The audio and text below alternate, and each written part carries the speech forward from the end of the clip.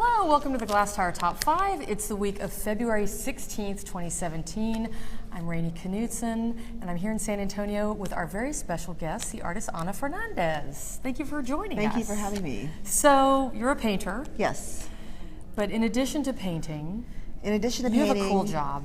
Yes. In addition to painting, I also make San Antonio's #1 raspa. So we have a food truck that makes snow cones and raspas. Nice. And so, what's the most popular flavor you sell? We have one called the Grape Invader, which is made with like a grape brine that we make ourselves. That's what we're known for. We make our own fruits. This is like foodie snow cones. Yeah, we try. I want to give San Antonio like the best raspa they've ever had in their lives. But last winter we were open, we used to have a wait of about an hour in the winter. Wow. And in the summer, sometimes we'll have a 2-hour wait. Wow. Yeah, it's really... Where do you set up normally? We set up at Lions Field.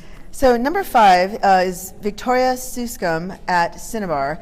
Victoria is a really interesting artist. The show is called A Fool in Love. It's a pop-up exhibition. So what she did is she went throughout San Antonio and photographed homemade signs from mom and pop stores. Mm-hmm. She took those signs and used them as an inspiration for a brand new deck of tarot cards. She does feature raspas and paletas in her iconography because she takes that's why you picked this show. And it's really colorful, painterly.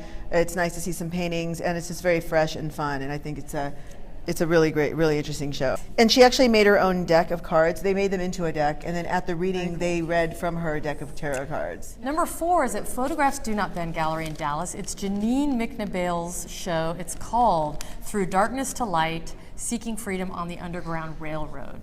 So we published an interview with the artist last week by Colette Copeland. Basically, she is a researcher who's very interested in the Underground Railroad and has spent about 10 years researching it. And over the past 3 years, she went around and photographed actual locations. The Underground Railroad is shrouded in mystery. A lot of people aren't sure where all the locations were. There's a lot of that has been lost. Mm-hmm. So she's piecing together what she thinks might have been a plausible escape route for an individual, and she wants you to go through that journey with them and sort of experience it as a first-person narrative. And they're so beautiful just as photographs themselves. When I looked at them, I almost felt like I could feel like the temperature of what it might have been like, the humidity, and it's dark and it's ominous. It's very ominous. They're just very seductive and very dark. So #3, we've got Elizabeth Bick at the VAC in Austin. The title of the show is called Coda. And this is such a great show, and I just really like the story that's behind it, because what it is Elizabeth Bick met her subject on the subway. Linda Levin is her name, and she's really a character. She's a writer, she's a dancer, she's a kind of an older woman, but she's got a whole huge series of photos when she was younger that her boyfriend had taken, some of which that were re-photographed by Elizabeth Bick. It's almost like it's what... She's interesting looking. I mean, yes. That's half of it is that this woman is kind of, you can't take your eyes off of her. What is fame? What does it mean to be seen, to be exposed, to document? I know she's going through an illness, so even just to document that passage. #2 is Peter Brown, Houston photographer. The show's called High Plains Song. It's at Art Scan Gallery in Houston. So Peter Brown has been, for the past 30 years, I think, photographing the Great Plains and a little bit into the West in the United States. He is a celebrated photography teacher in Houston. He's won awards. He teaches at the Glasstire School of Continuing Studies at Rice. And his project, for 3 decades it seems, has been capturing this disappearing world of these very small towns and sort of, one-off storefront buildings and some people, but also landscape. I like how people, it's almost not even the people themselves, but it's almost the traces of human beings. If there is any nostalgia, it's probably on the part of the viewer, but it's not the artist's intent, and I don't think it even conveys as a nostalgic. It's something about the way he's composing in this subject, I think that... They're beautifully made, beautifully cropped. And he was doing this before you could take a road trip with your cell phone and just snap photos along the way.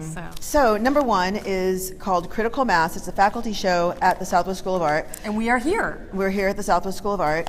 When I first heard it was a faculty show, I was a little bit worried because I don't really like faculty shows all that much. They normally are phoned in and kind of lame.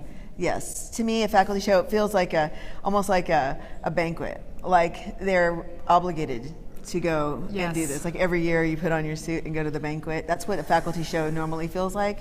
But I knew the artists in this show would be different. These are just very good artists who really are working outside of the classroom. Yeah. It's just a really great show. I think it's really well balanced. It's well installed. There's a lot represented: photographs, sculpture, painting. Yeah, it's a good show, and it speaks to the seriousness of Southwest School of Art as they ramp up their program here. Yeah, and this is what I would expect from a faculty show from a standalone art program. Yes. What are you excited about this spring in San Antonio?